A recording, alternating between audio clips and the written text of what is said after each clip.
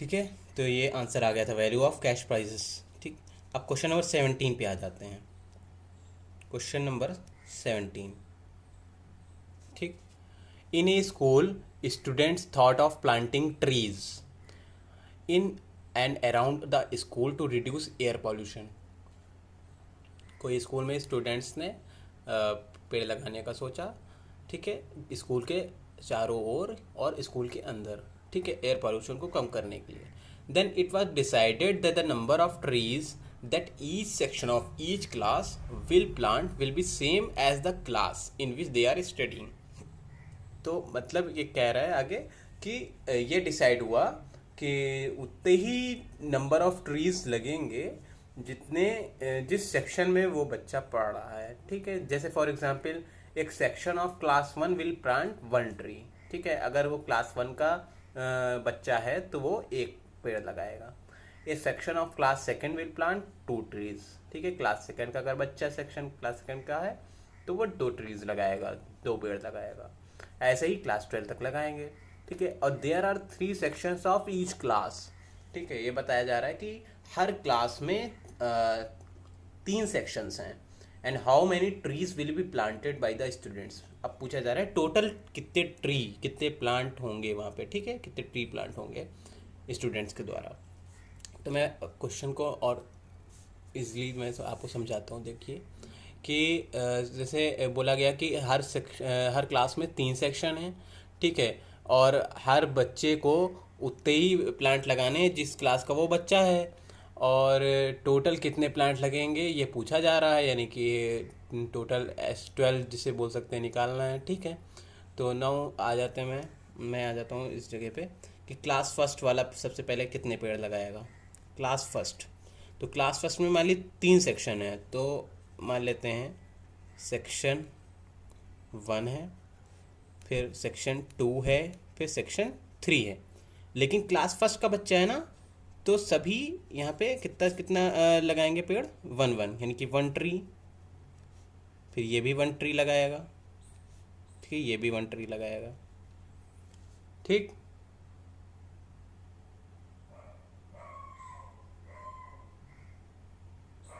मतलब एक सेक्शन एक एक ट्री लगाएगा क्लास 1 का। अगर वो क्लास 2 का एक सेक्शन होगा तो वो 2 ट्री लगाएगा। ठीक है, बच्चों के हिसाब से नहीं है, सेक्शन के हिसाब से डिसाइडेड है कि कितने ट्रीज लगाने हैं। और वो भी क्लास के सेक्शन, मतलब कि मान लिया अगर सेक्शन 1 क्लास 1 का है तो 1 ट्री ही लगाएगा सेक्शन। लेकिन अगर अभी क्लास 2 की बात कर लेते हैं, अब यहाँ पे सेक्शन 1 की बात अगर होगी तो वो 2 ट्रीज लगाएगा। ठीक है, और सेक्शन 2 की बात होगी वो भी 2 ट्रीज लगाएगा।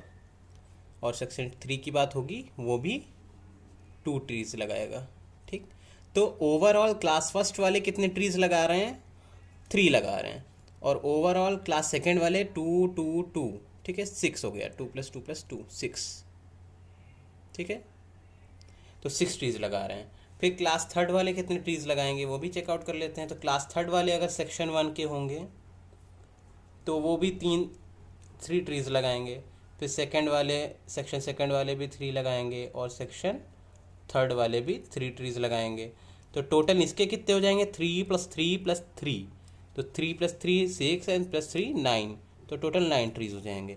तो नाउ अब कंसीडर कर सकते हैं कि हम क्लास फर्स्ट की फर्स्ट टर्म मान लेते हैं कि इसको 3, फिर सेकेंड क्लास का 6 लगेगा, फिर 9। तो सब देखिए सब में डिफरेंस कितना आ रहा है, 3 3 का आ रहा है। यानी कि अप टू ऐसे ही क्लास 12 तक जो 3 3 का डिफरेंस चलेगा, और class 12 is the last term होगा क्लास 12। ठीक है, तो टोटल टर्म कितने बनेंगे अपने, 12 बनेंगे। तो अब मैं नेक्स्ट पेज से मैं दिखा देता हूँ। ठीक है, नेक्स्ट पेज में मैं लिख सकता हूँ यहाँ पे AP के फॉर्म में। तो AP के फॉर्म में अगर लिखेंगे तो क्लास फर्स्ट वाला कितने पेड़ लगा रहा है, 3 लगा रहा है टोटल सेक्शन मिला के। और सेकंड का तीनों सेक्शन मिला के 6 लगा रहे हैं। थर्ड वाला क्लास थर्ड का तीनों सेक्शन 9 लगा रहा है पेड़।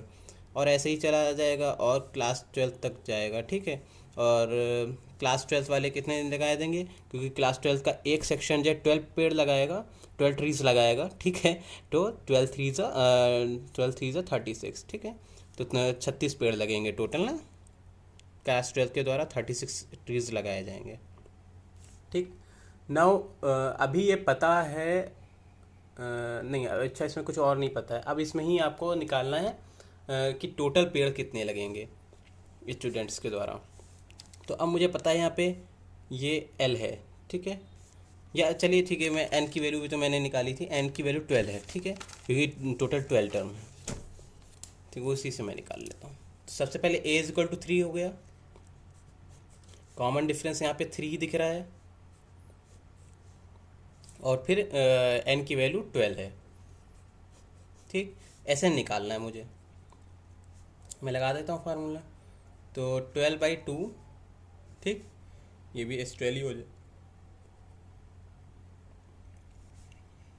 ब्रैकेट में 2a यानी 2 मल्टीप्लाई 3 प्लस n-1 यानी 12-1 और मल्टीप्लाई d यानी 3, ठीक है।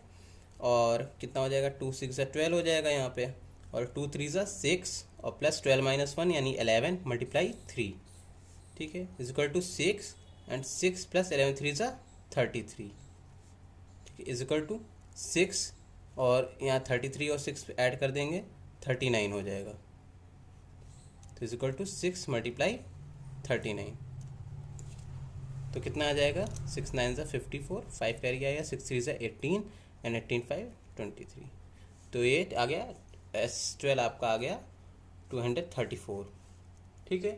तो मैं क्या इसमें कह सकता हूँ कि टोटल जो है ट्री प्लांट्स जो हो रहे हैं आपके, या मैं लिख सकता हूँ कि total total 234 trees will be planted by the students। यही आपका आंसर हो गया, ठीक है। तो ये तो इधर पे ये मैंने फार्मूला लगाया सिंपल S12 का, ठीक है, और पीछे मैंने जो लिखा था वो मैं एक बार फिर से आपको दिखा देता हूँ, क्योंकि जहाँ से स्टार्ट है वो मुझे दिखाना पड़ेगा। यहाँ से स्टार्ट था, ठीक है, मैंने क्लास फर्स्ट के पहले सेक्शन 1 2 3 सबके निकाले, तो टोटल 3 ट्रीज़ आए, क्लास सेकेंड के लिए 6 ट्रीज़ आए एंड क्लास थर्ड के लिए 9 ट्रीज़ आए। तो सिमिलरली मैंने मान लिया कि ऐसे ये AP बन गई है, ये ऐसे 3 ऐड होते रहेंगे और क्लास 12 तक जाएगा। तो n की वैल्यू 12 हो गई हम लोग की, क्योंकि टोटल टर्म 12 है, यानी कि टोटल क्लास 12 है, तो n की वैल्यू भी 12 है, ठीक है। तो ये फिर सॉल्व हमने कर लिया, यहाँ पे सीधे a की वैल्यू 3 आ गई, कॉमन डिफरेंस 3 आ गया, और n की वैल्यू 12 आ गई। तो S12 मैंने निकाल लिया, 12/2 ब्रैकेट में 2a + n-1d वाला फार्मूले में सारी a और d की वैल्यू और n की वैल्यू पुट कर दी, S12 की वैल्यू 234 आ गई, ठीक है। फिर मैंने लिख दिया total 234 trees will be planted by the students. Now next question पे आ जाते हैं, क्वेश्चन नंबर 18 पे। क्वेश्चन नंबर 18 पे मैं आ जाता हूँ।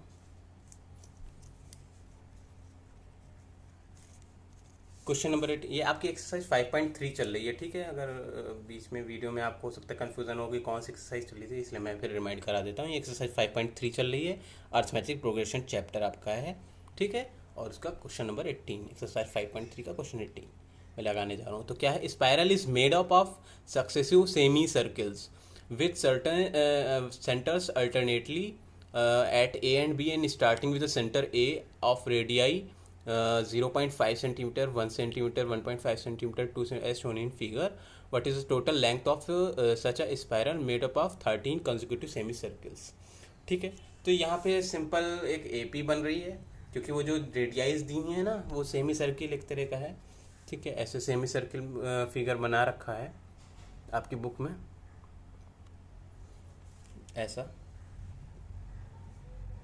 ऐसे दिया हुआ है,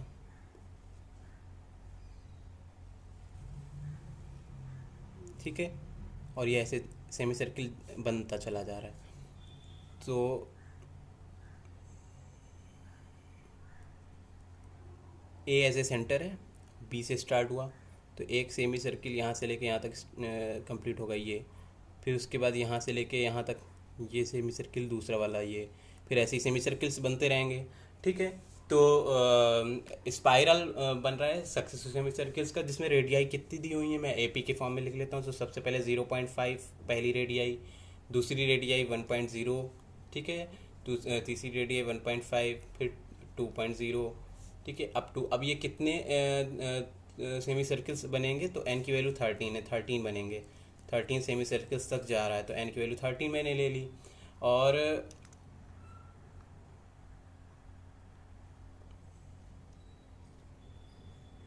हाँ ठीक है, और कुछ नहीं दिया है, बस इतना ही दिया है क्वेश्चन में।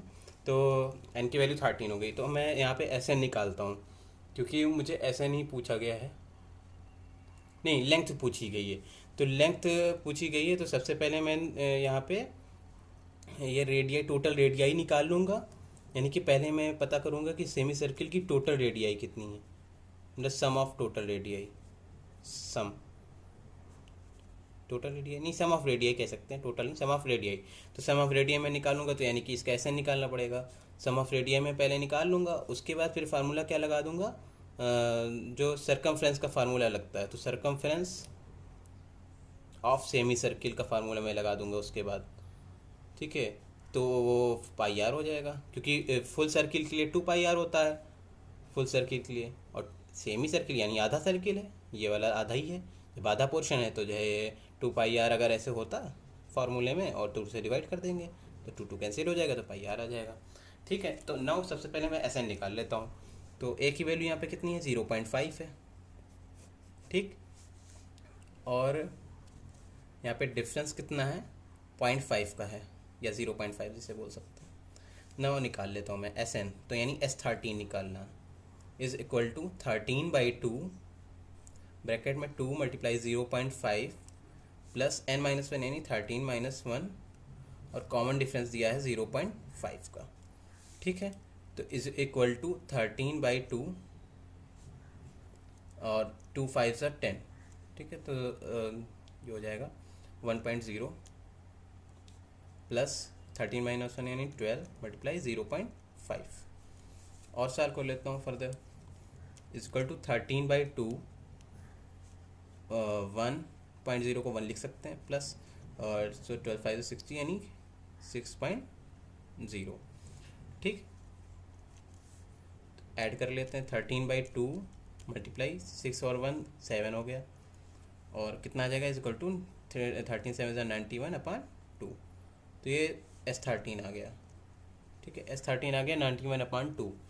अब हमें क्या निकालना है, सरकमफ्रेंस। तो मैं इधर ही जब फार्मूला का इधर ही कर देता हूँ, इसी साइड। ठीक है, तो ये पाई आर सिर्फ लगाना है, तो इक्वल टू पाई की जगह मैं ले लेता हूँ 22/7 मल्टीप्लाई आर की जगह 91/2। ठीक, टोटल रेडियाई मैंने निकाल ली, टोटल सम ऑफ रेडियाई। ठीक है, तो उसमें कुछ नहीं किया मैंने, खाली फार्मूला लगाया, यानी कि एज ए पी इसको लिखा, सारी रेडियाइज को सेमी सर्किल्स की, और उसमें ए की वैल्यू यानी फर्स्ट टर्म 0.5 था, कॉमन डिफरेंस 0.5 था, और टोटल टर्म यानी कि टोटल जो है सेमी सर्कल्स कितने बन रहे थे, 13, तो 13 एन की वैल्यू हो गई, स्पायरल जो बन रहे थे। और उसके बाद अब सर्कमफ्रेंस ऑफ सेमी सर्किल का फार्मूला लगा दिया मैंने यहाँ पे, तो पाई आर, और पाई की वैल्यू 22/7, आर की वैल्यू यहाँ 91/2, और सॉल्व कर देंगे तो 2 1 2, 2 11 यहाँ पे आ जाएगा। और इसको भी सॉल्व कर देंगे, 7 1 7, और 7 1 7, और 2 कैरी है, 7 3 21। 13 को 11 से मल्टीप्लाई कर देना है, 11 मल्टीप्लाई 13, तो इज इक्वल टू कितना हो जाएगा, ये 13 1 13, 1 कैरी है, 13 1 13 14, 143। यही आपका आंसर हो जाएगा। ठीक है, तो टोटल स्पायरल कितने बनेंगे, 143, मतलब कि उसकी जो लेंथ होगी 143 होगी, तो लिख सकते हैं hence total length of a spiral, ठीक है, of spiral made up of 13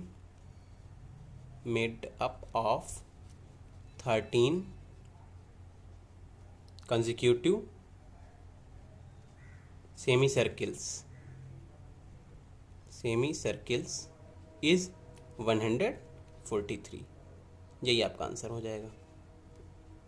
ठीक है, मैं अब नेक्स्ट क्वेश्चन पे आ जाता हूँ, क्वेश्चन नंबर 19 पे।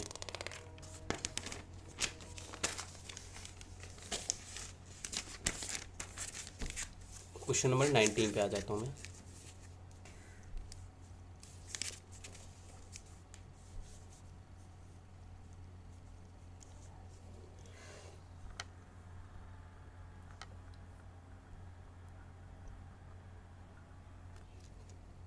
ठीक है, क्वेश्चन नंबर 19 में 200 logs are stacked in the following manner, 20 logs in the bottom row, 19 in the next row, 18 in the next row. ठीक है, ऐसे चलता जा रहा है। तो 200 लॉक्स टोटल हैं। ठीक है, 200 लॉक्स हैं, यानी कि लिख सकते हैं हम लोग SN इज इक्वल टू 200।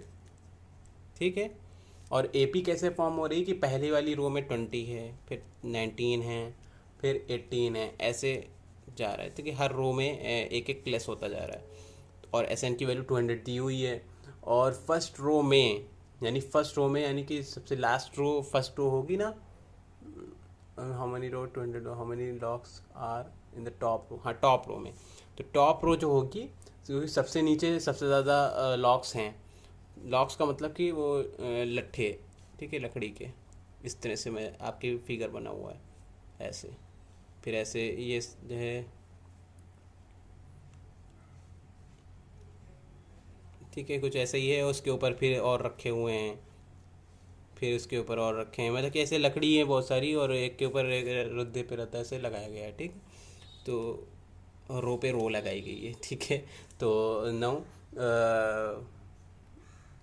अब पूछा जा रहा है कि ये हो गया AP मैंने बता दिया आपको। ठीक है, अब पूछा जा रहा है in how many rows are 200 logs are placed, यानी कि नंबर ऑफ रोज कितनी होंगी। तो यानी कि यहाँ पे पूछा जा रहा है कि n की वैल्यू कितनी होगी, क्योंकि जितनी n की वैल्यू होगी उतने ही रोज़ बनेंगे वहाँ पे। ठीक है, टोटल। और SN की वैल्यू आपको दे रखी है, तो n की वैल्यू पूछी जा रही है। और क्या पूछा जा रहा है कि लास्ट टर्म क्या होगा, यानी L is equal to question mark. आपको इतना पूछा जा रहा है। मैं सॉल्व करता हूँ, अब आगे आपको समझ में आता जाएगा। तो SN की वैल्यू सबसे पहले लगाना है, तो पहले A की वैल्यू निकाल लेते हैं। A is equal to first term 20 हो गया, कॉमन डिफरेंस यहाँ पे -1 का दिख रहा है। ठीक है, T इज इक्वल टू -1 लगा देते हैं। तो SN is equal to n/2 bracket में 2a plus n-1 into D. तो 200 यहाँ पे लिख देंगे SN की जगह पे, इज इक्वल टू n/2 और 2a यानी 2 मल्टीप्लाई 20 प्लस n-1 और d की वैल्यू -1 मल्टीप्लाई -1। सॉल्व कर लेते हैं। 200 इज इक्वल टू n/2, 2 2 ज़ा 4 यानी 40, और प्लस n-1 मल्टीप्लाई -1। इसको क्रॉस में मल्टीप्लाई में लेके जाते हैं तो 400 हो जाएगा, ये 2 से 200 मल्टीप्लाई हो जाएगा, n यहाँ पे रह जाएगा 40, और इसको -1 को अंदर मल्टीप्लाई कर लेते हैं तो -n और +1। ठीक है, तो 400 इज इक्वल टू n, और 40 में 1 ऐड हो जाएगा, 41 -n। ठीक, और सॉल्व कर लेते हैं तो कितना आ जाएगा, 400 is equal to 41n minus n square, और 400 को भी इधर ले आते हैं तो हो जाएगा 41n minus n square minus 400 is equal to 0। ठीक है, ये एक क्वाड्रेटिक इक्वेशन बन गई। अब इसको और सॉल्व करना है। ठीक है, इसको और सॉल्व करना है।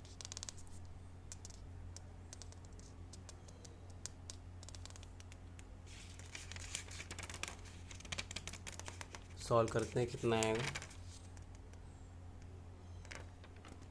पीछे मैं लिख लेता हूँ।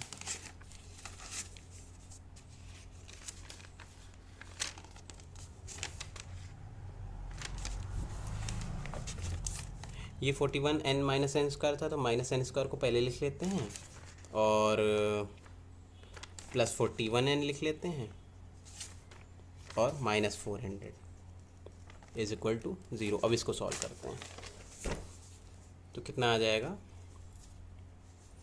माइनस कॉमन ले लें तो n स्क्वायर माइनस 41n और प्लस 400 इज इक्वल टू 0। तो n square minus 41n plus 400 is equal to 0। ठीक है, ये आ जाएगा। अब इसको सॉल्व करते हैं तो 400 लाना है और 41। ठीक है, तो यहाँ पे क्या बन जाएगा मैं देखता हूँ।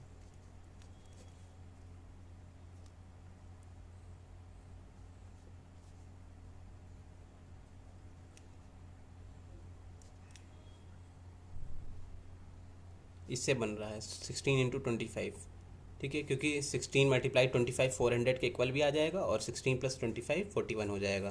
तो यही लगा देते हैं यहाँ पे, ठीक। तो क्या आ जाएगा, n² minus 16n minus 25n plus 400 is equal to 0। Common ले लेते हैं n, तो कितना आ जाएगा, n - 16, ठीक है। यहाँ पे कितना कॉमन ले लेते हैं, -25, तो आ जाएगा n, और 25 16 था तो -16 इज इक्वल टू 0। तो एक बार आ जाएगा n - 16 कॉमन पूरा, और यहाँ पे n - 25 इज इक्वल टू 0। तो या तो n - 16, if n - 16 is equal to 0, तो n की वैल्यू आएगी 16, ठीक है। And if n - 25 is equal to 0, तो n की वैल्यू आएगी 25, ठीक है। नाउ अब ये देखना है कि नंबर ऑफ रोज़ कितनी है, 25 है एक्चुअली कि 16 है, क्योंकि मुझे पता करना पड़ेगा ना। तो अब अगर 25 रो होगी तो मैं A25 यानी कि सबसे लास्ट टर्म क्या हो जाएगा, A25, 25th टर्म होगा ना, तो A25 हो जाएगा। और अगर 16 होगी तो A16, तो दोनों मैं निकाल लेता हूँ, क्लियर हो जाएगा। तो लास्ट टर्म में जो है कितने होने हैं, यानी कि लास्ट टर्म क्या होना है, यानी कि कितने उस पूछा गया था ना कि लास्ट रो में कितने लॉक्स आएंगे, ठीक है, आपके क्वेश्चन के अकॉर्डिंग। तो लास्ट रो में कितने लॉक्स आएंगे, उसके लिए मैं जो है वो टर्म का वैल्यू निकाल लेता हूँ, मुझे पता चल जाएगा, क्योंकि वो लास्ट रो में उतने ही आएंगे लॉक्स। तो पहले मैं A16 निकाल, A25 पहले निकाल के देखता हूँ। तो A25 क्या हो जाएगा, A + 24D, यही तो फार्मूला होता है सिंपल, A + n - 1D का। तो A25 is equal to A + 24D, यानी A की वैल्यू कितनी थी, A की वैल्यू मैं पीछे देख लेता हूँ आपके, क्योंकि मैंने पीछे कराया था ना, इसके जस्ट पीछे। A की वैल्यू 20 थी, ठीक है, और D की वैल्यू -1 थी। तो A की वैल्यू 20 थी, तो A की वैल्यू 20 रख दी, प्लस 24 मल्टीप्लाई D की वैल्यू -1 थी, ठीक है। तो 20 और 24 -1 से मल्टीप्लाई किया तो -24, तो इज इक्वल टू -4 आ रहा है, ठीक है। तो -4 तो हो नहीं सकते ना, क्योंकि अगर लॉक्स रख रहे हैं, जो लकड़ी के लट्ठे रखे जा रहे हैं रोज़ में, तो वो निगेटिव कैसे हो सकते हैं, निगेटिव पॉसिबल नहीं है। तो इसका मतलब कि n की वैल्यू ये वाली हम कंसिडर नहीं करेंगे, ठीक है, ये वाली कंसिडर करेंगे, क्योंकि अब ये A16 निकाल लेते हैं, लास्ट रो में कितने लॉक्स होंगे, उसके लिए A16 निकाल लेते हैं, ठीक है। A16 कितना आ जाएगा, A + 15D, ठीक है। तो A की वैल्यू अभी कितनी देखी थी हम लोगों ने, A की वैल्यू हमने देखी थी 20, तो 20 और +15 मल्टीप्लाई -1, +15 मल्टीप्लाई -1, तो इक्वल टू आ जाएगा 20 - 15, तो इक्वल टू 5। तो A16 यहाँ पे 5 आ रहा है, तो ये पॉजिटिव में आ रहा है, तो इसको मैं एप्लीकेबल मानूंगा, ठीक है, कि 5 लॉक्स होंगे सबसे लास्ट रो में। तो देयरफॉर मैं क्या लिख सकता हूँ, देयरफॉर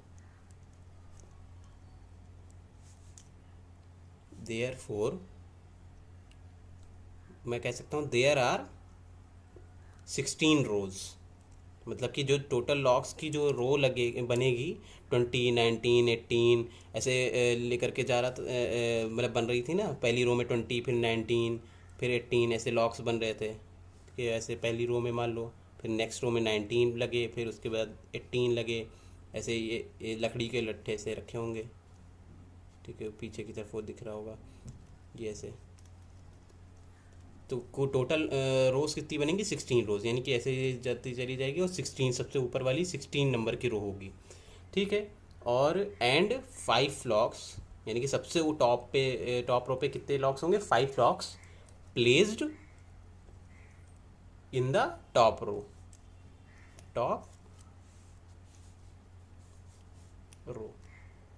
यही आपका आंसर हो जाएगा, ठीक है। तो ये आपका आंसर हो गया, और स्टार्टिंग से आपने देख लिया होगा, लेकिन मैं फिर से एक बार दिखा देता हूँ 2 पेज में, क्योंकि आ गया ये क्वेश्चन थोड़ा सा बड़ा था, तो मैं स्टार्टिंग से इन तक फिर एक बार आपको दिखा देता हूँ। यहाँ से स्टार्ट किया था मैंने क्वेश्चन, कि सबसे पहले SN दिया हुआ था 200, और ये वैल्यूज़ दी थी कि ये रोज़ में 20, फिर 19, फिर अगली रो में 18 ऐसे हो रहा है। तो ये एक तरह की एपी बन गई। मैंने एस एन की मदद से यहाँ पे एन की वैल्यू निकालने की कोशिश की, तो एस एन का फार्मूला लगा दिया, फिर एस एन की जगह 200 लिख दिया और ए की जगह 20 और डी की जगह -1 ऐसे पुट करते चले गए। ठीक है, यहाँ तक आया। फिर ये क्वाड्रेटिक इक्वेशन बन गई। मैंने इसको यहाँ पे पलट करके यहाँ पे नेक्स्ट पेज पे सॉल्व किया। ठीक है, ये सॉल्व हुआ, ये पूरी क्वाड्रेटिक इक्वेशन। एन की वैल्यू 16, एन की वैल्यू 25 मिली। फिर मैंने चेक किया कि एन की वैल्यू कौन सी लेनी एप्लीकेबल होगी, यहाँ पे कौन सी लेनी चाहिए। तो उसके लिए मैंने लास्ट टर्म में यानी कि लास्ट रो में कितने लॉग होंगे वो चेक करने के लिए लास्ट टर्म की वैल्यू निकाली, तो A25 निकाली, तो -4 आ गई, जो कि माइनस में नहीं हो सकती थी, इसलिए मैंने इसको इस टर्म को कंसीडर नहीं किया कि ये N25 नहीं होगा, यानी कि 25 रोज़ नहीं बनेंगी। फिर नेक्स्ट पेज में मैं आ गया और मैंने A16 निकाला। ठीक है, तो A16 जब निकाला तब मुझे पता चला कि जो है हाँ यहाँ पे 16 रोज़ होंगी और 5 लॉक्स जो है टॉप ऑफ रो में होंगे। ठीक है, नाउ अब क्वेश्चन नंबर लास्ट 20 बच रहा है। क्वेश्चन नंबर 20 में मैं कर देता हूँ। आज की थोड़ी वीडियो लंबी हो रही है, लेकिन क्योंकि अब ये लास्ट क्वेश्चन है तो मैं सोच रहा हूँ इसी वीडियो में कंप्लीट हो जाए। तो क्वेश्चन नंबर 20 में कर देता हूँ। उसमें क्या पूछा गया, in a potato race a bucket is placed at the starting point which is 5 metre from the first potato and the other potatoes are placed 3 metre apart in a straight line. There are 10 potatoes in the line. तो यहाँ पे क्या है कि total जो है एक race हो रही है।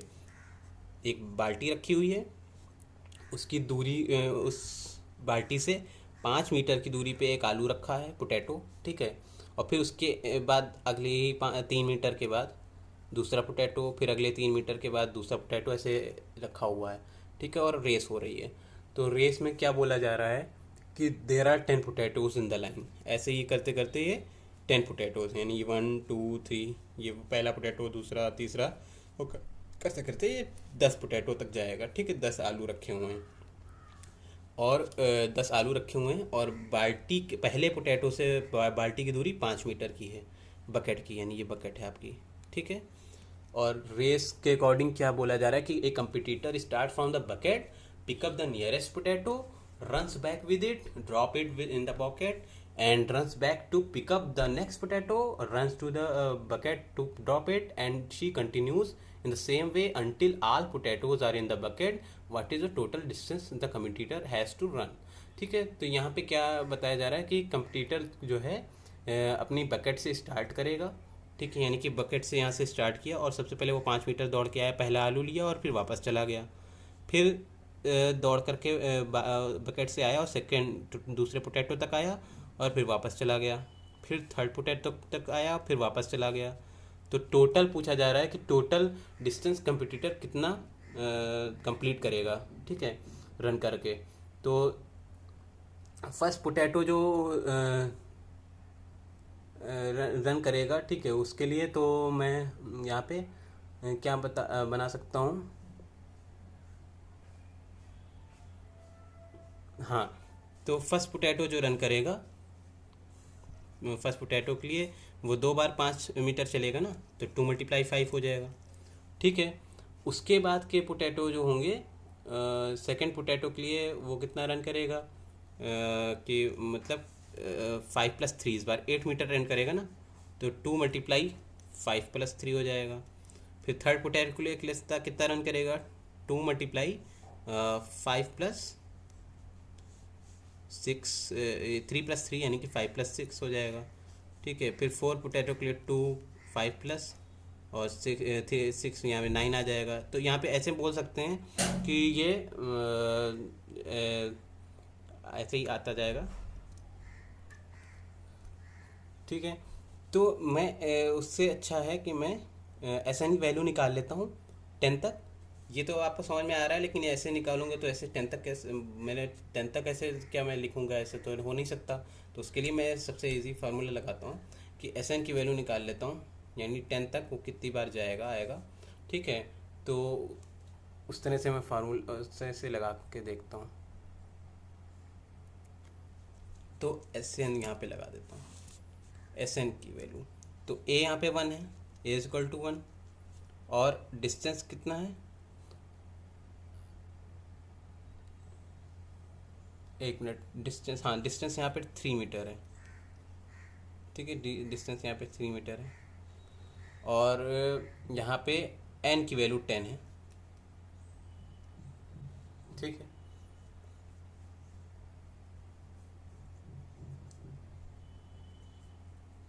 मैं डिस्टेंस की अकॉर्डिंग करता हूँ यहाँ पे, और a की वैल्यू यहाँ पे 5 रखता हूँ। क्यों? क्योंकि पहली 5 मीटर की दूरी पे होगा ना, तो पहली डिस्टेंस क्या होगी ये पॉइंट की, 5 मीटर बकेट से, ठीक है। ये 1 2 3 आप भूल जाइए, पहली डिस्टेंस जो होगी 5 मीटर होगी, तो ये 5 मीटर की डिस्टेंस हुई।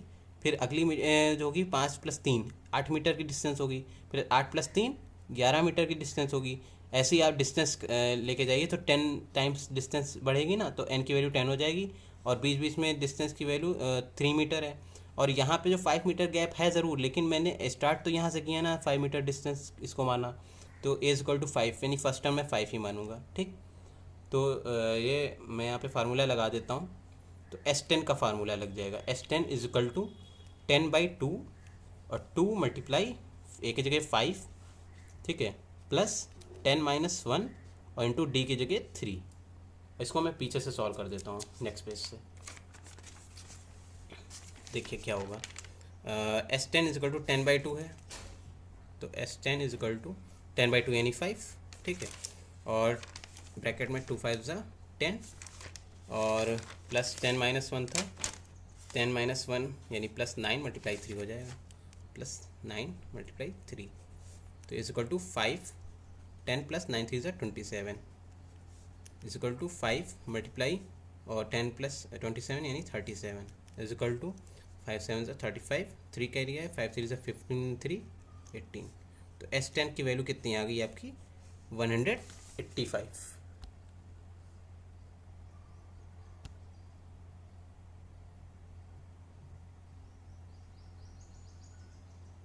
S10 की वैल्यू कितनी आ गई आपकी, 185, ठीक है।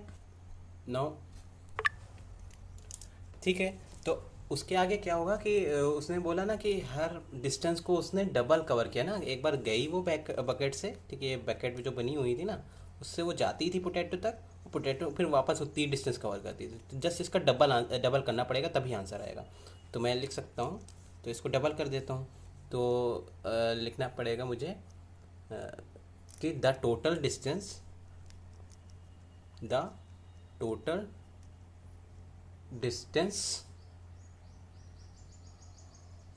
the competitor has to run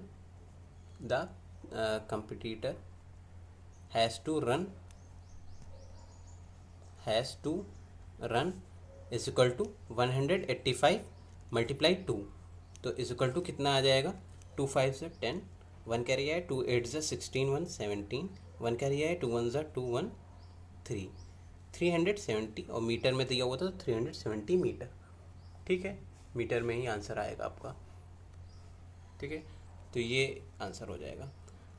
एक बार मैं फिर से इस क्वेश्चन को स्टार्टिंग से दिखा देता हूँ।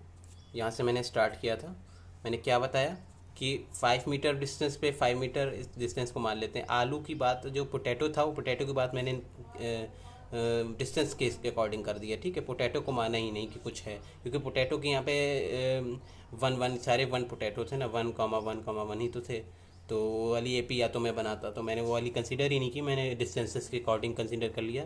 तो फर्स्ट डिस्टेंस कितनी दूरी पे, 5 मीटर पे है, सेकंड कितना है, तो 3 ऐड हो जाएगा, क्योंकि बीच में 2 आलू के बीच में, 2 पोटैटोज़ के बीच में 3 मीटर की डिस्टेंस थी, तो 8 हो गया, तो 5,8, फिर ,11, तो ये आपकी जो AP बन गई वो लाइक ऐसे बन गई, 5,8, 11 एंड अप टू 10 टर्म्स, ठीक है, ऐसे बन गई कुछ AP, ठीक है। और वही AP का मैंने यूज़ किया, तो ये वाला जो मैंने फार्मूला मैं बता रहा था, ये मैंने नहीं लगाया, ठीक है, इसको आप काट दीजिए। मैंने डायरेक्ट ये लगाया कि A की वैल्यू 5 है, D की वैल्यू 3 है इसमें डिस्टेंस के अकॉर्डिंग, N की वैल्यू टोटल 10 टर्म्स हैं, तो S10 निकाल लिया, 10/2, 2 × 5 + 10 - 1 × 3, और फिर नेक्स्ट पेज में मैं आ गया, S10 निकाला टोटल, तो 185 आया, और total distance competitor has to run is equal to, क्योंकि 2 टाइम्स रन करना है, एक बार बकेट से जाना है पोटैटो तक, कोई भी पोटैटो हो, क्योंकि 10 पोटैटो थे, 10 में यही करना था ना, पहले 5 मीटर गई, फिर वापस आई, फिर 8 मीटर गई, फिर वापस आई, फिर ऐसे ही आगे फिर गई, फिर वापस आई, तो जितना जाती थी उतना ही वापस आती थी। टोटल कितना गई थी, 185, तो वापस भी तो 185 टाइम आएगी, तो इसलिए मैंने 2 टाइम्स कर दिया और आंसर आ गया 370 मीटर। ठीक है, आज की वीडियो थोड़ी लॉन्ग हो गई, लेकिन आज की एक्सरसाइज पूरी कंप्लीट ये वाली हो गई। ठीक है, अब ये वाली कंप्लीट, ये लेसन भी कंप्लीट आपको हो गया। ठीक है, अब नेक्स्ट वीडियो में, नेक्स्ट लेसन में नया चैप्टर और नया लेसन में कंप्लीट कराऊंगा। तब तक के लिए थैंक यू, और सब्सक्राइब करिए चैनल को, सब्सक्राइब करिए, शेयर करिए और लाइक। Thank you.